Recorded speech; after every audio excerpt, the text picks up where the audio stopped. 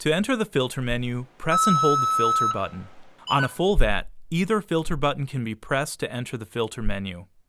On a split vat fryer, press and hold the left filter button for the left split vat or the right filter button for the right split vat. The first step in the filter menu is the express filter. Express filter is the same filtration that comes up during cooking. The best practice for filtration is not to wait for your filter percentage to reach 100% when you're really busy, but you can force an express filter with this step when a vat's filter percentage starts to get high. Maybe the vat has a couple minutes of downtime and you start to see a queue form at the front counter. Go ahead and filter now. This will reset the filter percentage back to 0.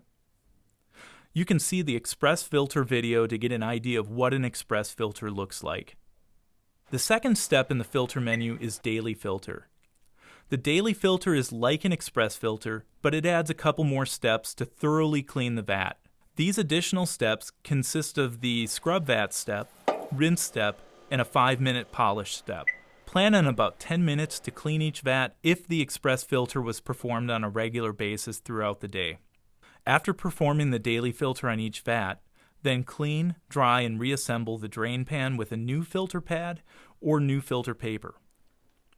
Watch the daily filter video and drain pan cleaning and reassembly video to see more of this entire process.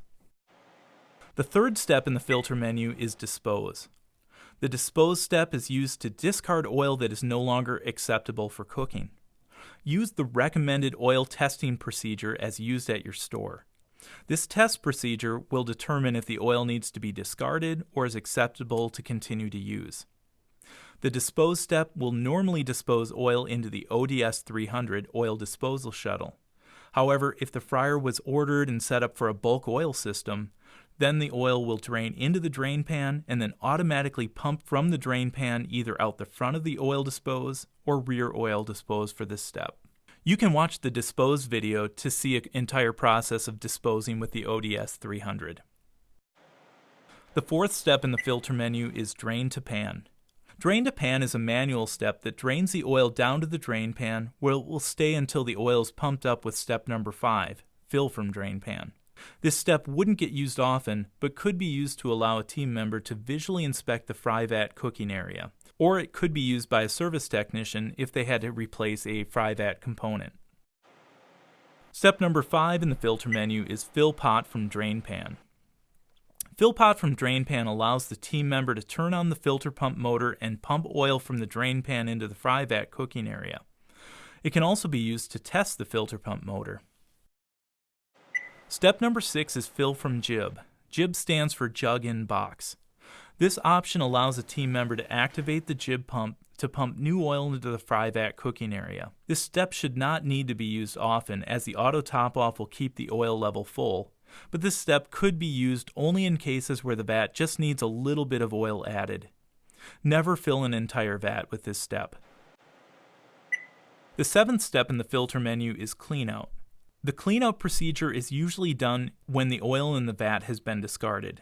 The vat gets filled with water, fryer cleaner, and then the fryer heats the water and cleaner up to 195 degrees Fahrenheit for a set period of time. Clean-out loosens and removes the carbon buildup from the fry vat that brushing alone during the daily filter cannot remove. The clean-out procedure should be done on a regular basis, typically after disposing oil. Watch the clean-out video to see this complete procedure. Then, step number 8 in the filter menu is exit.